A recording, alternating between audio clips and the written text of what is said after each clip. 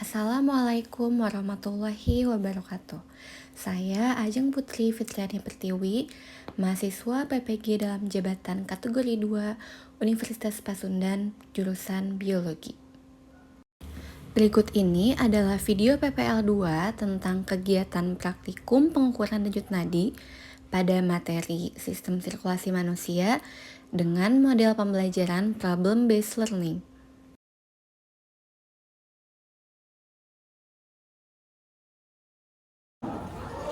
Duduk siap. Sebelum memulai pelajaran kali ini, marilah kita berdoa menurut agama dan percayaannya masing-masing. Berdoa, mulai. Selesai. Beri salam. Assalamualaikum warahmatullahi wabarakatuh. Waalaikumsalam warahmatullahi wabarakatuh. Apa kabar semuanya hari ini? Yang ibu panggil namanya, angkat tangan, bilang hadir dan tunjukkan senyum terbaiknya. Ya. Amelia, hadir. Andri Kurniawan, Giza. Seperti biasa dirapikan dulu medianya masing-masing supaya masih berantakan. Dan jangan lupa juga dicek sampah-sampah. Coba di kolong meja, di bawah mejanya kalau ada sampah boleh dibuang dulu ke depan.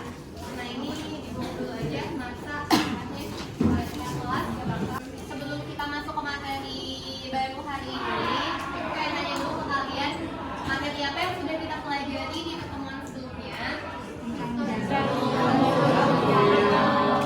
Nah, untuk kegiatan hari ini, sebelum kita masuk ke kegiatan praktikum, ada beberapa pertanyaan yang ingin Ibu tanyakan ke kalian. Pertanyaan yang pertama, kalian kan sudah belajar tentang jantung ya, semuanya. Udah tahu dong kalau fungsi jantung itu untuk memompa darah. Sehingga kita tahu kalau jantung kita itu bisa berdenyut ya. Karena ternyata buat apa sih denyut itu? Buat memompa darah. Nah, tapi kalian pernah nggak merasa jantung kalian berdenyut atau berdebar lebih kencang daripada biasanya? Pernah nggak? Kalau pernah, siapa yang bisa jawab? Pada saat apa? Denyut lebih kencang tuh pas lagi olahraga, terus pas kalau lagi gugup, terus marah, emosi gitu. Oke, bagus. Ada nggak yang sebelumnya pernah mencoba mengukur denyut nadinya sendiri? Pernah. Kalau gitu ada yang tahu di mana sih letak-letak bagian tubuh untuk mengukur denyut nadi? Di pergelangan tangan juga kita bisa mengukur denyut nadi, terus di siku bagian dalam juga bisa, terus di bawah leher juga bisa. Ada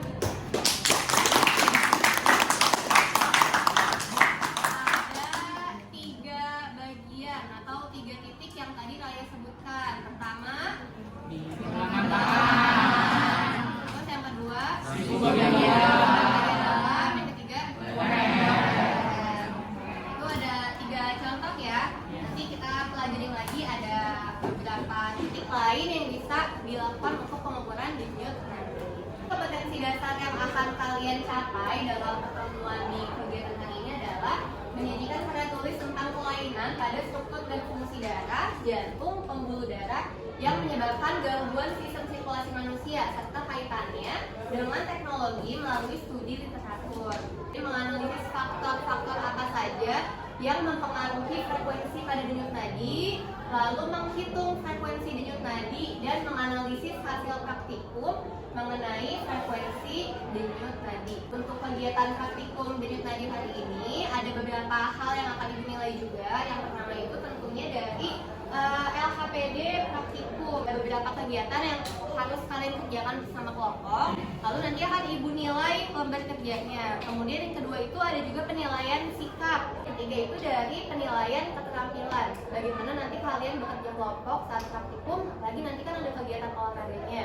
Lalu nanti bagaimana kalian presentasi di depan kelas, menyampaikan hasil diskusi kalian, bagaimana kalian menyampaikan pendapat, bertanya dan lain-lain. Itu juga akan ada poin penilaian. Seperti itu ya kegiatan kita hari ini. Apakah sudah jelas?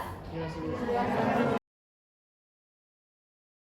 Akan membagi kalian ke dalam 7 kelompok, di mana satu kelompok itu masing-masing ada 5 orang ya. Nah, Ibu sebutkan ya anggota kelompoknya. Untuk kelompok pertama, Dikri,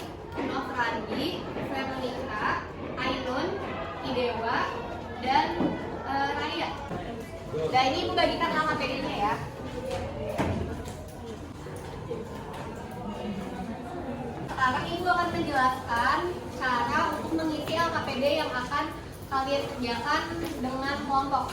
Nah, di sini ada 3 kegiatan. Kegiatan pertama itu adalah literasi, yaitu kalian harus membaca sebuah teks. Di sini sudah ada teksnya. Lalu setelah kalian membaca teksnya, kalian harus menganalisis isi bacaan dari teks tersebut dan menjawab beberapa pertanyaan yang ada di bawahnya. Menonton videonya ada di mana? Videonya bisa kalian scan pakai handphone masing-masing melalui QR yang ada di sini. Kegiatan ketiga ini kalian akan melakukan praktikum pengukuran denyut nadi pada saat istirahat dan pada saat setelah berlari. Itu ya untuk kegiatan kali ini. Ada pertanyaan tidak? Kalau tidak ada pertanyaan, silakan boleh dimulai dari sekarang.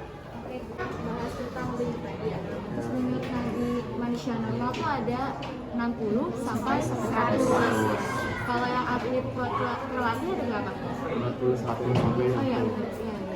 Nah, terus kita nanti ngejelasin titik-titiknya juga ya. Buat hitung denyut nadinya itu ada 3 ya kan? Ada sama leher.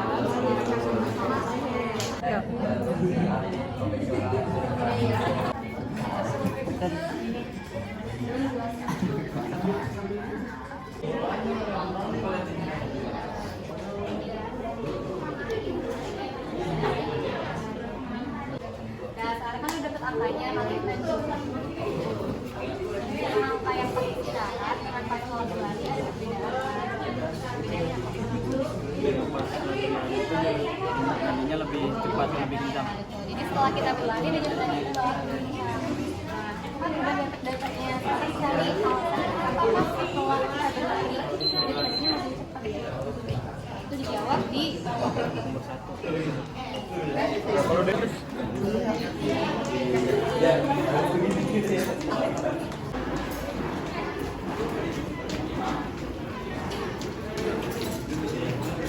Nomor 1. Dia 61, Marsa 87, 67, Marlon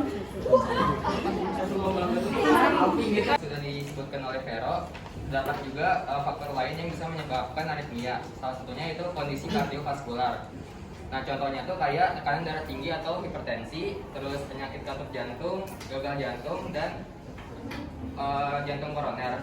Selain itu ada juga hipertiroidisme atau panjang tiroid yang terlalu aktif.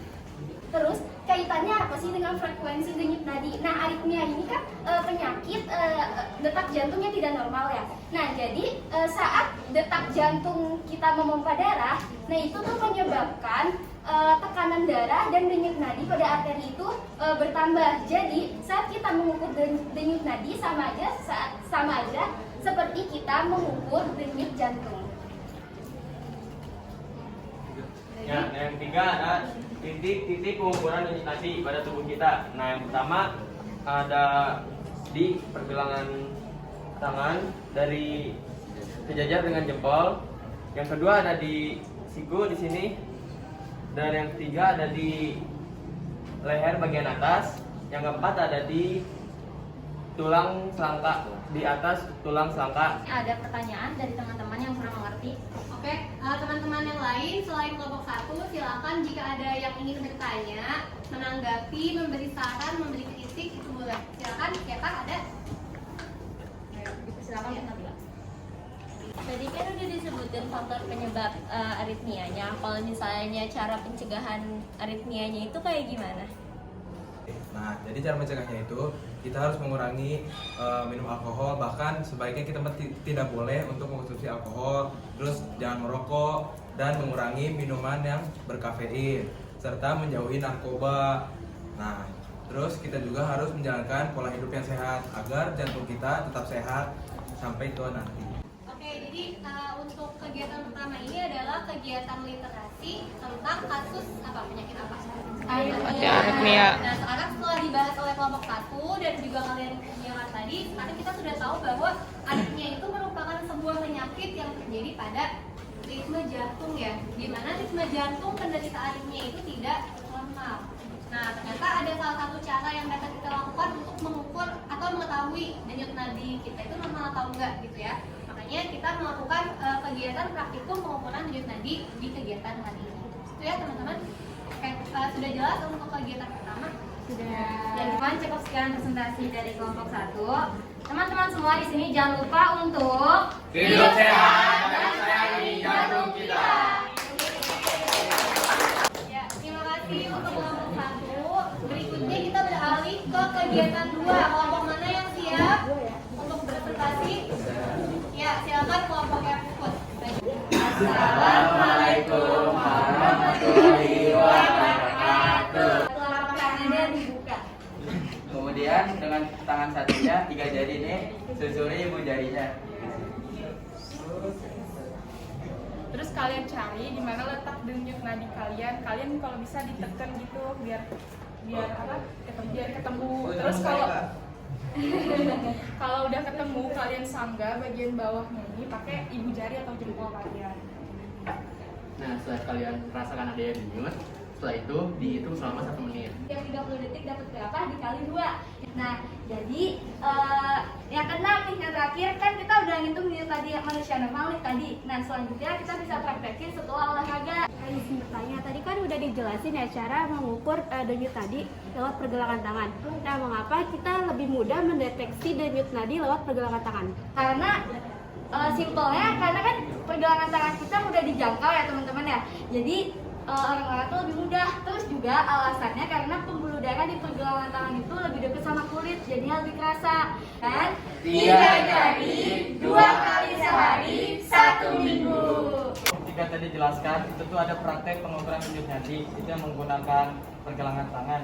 Nah, kita di sini tuh mengukur frekuensi denyut nadinya ketika kita dalam keadaan santai dan dalam keadaan setelah berolahraga tadi selama 5 menit. Nah, yang pertama itu ada Andri Kurniawan, jenis kelamin laki-laki, umur 16, frekuensi denyut nadi per menit pada saat istirahat 81 bpm dan setelah berlari 92 bpm. Jadi keterangannya itu normal. Kami dari kelompok 5 yang menambahkan beberapa faktor-faktor yang dapat mempengaruhi denyut nadi. Nah, tadi kan udah disebutin beberapa contoh kayak faktor usia, obat-obatan, kondisi psikis juga. Nah, ada beberapa yang teman-teman harus tahu juga nih. Contohnya dehidrasi. Dehidrasi ini ngaruh juga loh ke denyut nadi. Karena saat dehidrasi, jantung berusaha untuk memompa darah lebih banyak karena kita kekurangan air kan teman-teman. Kita kuat karena kita hidup sehat.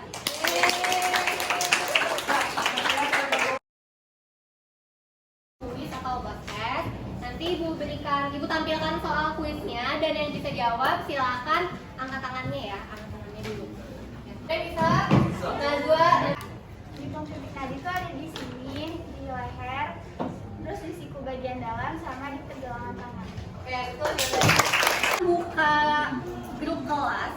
Di situ sudah ada Google Form untuk pengisian instrumen kemandirian belajar. Silakan kalian isi sekarang. Dan kali ini kalian sudah dapat menuliskan ya tadi materi apa saja yang diperoleh dalam pelajaran hari ini. Ini dari Keisha nih, dapat menentukan denyut nadi katanya. Lalu perasaanmu setelah mengikuti pembelajaran hari ini yaitu menurut Keisha sangat senang dan mudah dipahami materinya. Sebelum Ibu menutup pembelajaran hari ini, adakah di antara kalian yang bisa memberikan kesimpulan? Ya, Giza silahkan. Denyut nadi yang normal itu berkisar 60 sampai 100 kali per menit. Nah, untuk pada orang yang mengalami aritmia itu bisa lebih dari 100 atau kurang dari 60. Nah, faktor penyebab orang yang mengalami aritmia itu yang pertama infeksi virus, yang kedua merokok, yang ketiga minum alkohol, dan yang terakhir itu narkoba. Nah, cara menghitung denyut nadi itu ada 3 titik. Yang pertama pada siku bagian dalam, yang kedua pada leher, dan yang ketiga itu pada pergelangan tangan. Terima kasih atas kesimpulannya Giza, sudah sangat jelas dan dapat merangkum seluruh kegiatan kita hari ini. Ya, untuk kegiatan kita di minggu depan, kita akan belajar tentang sirkulasi atau sistem peredaran darah besar dan juga kecil. Itu saja ya, apakah ada pertanyaan? Ya, kalau tidak ada pertanyaan, terakhir Ibu juga ingin mengucapkan terima kasih kepada kelas 11 IPA 7 atas partisipasinya dan keaktifannya untuk kegiatan hari ini. Semoga kita semua sehat selalu dan tetap semangat untuk belajar. Terima kasih. Wassalamualaikum warahmatullahi wabarakatuh.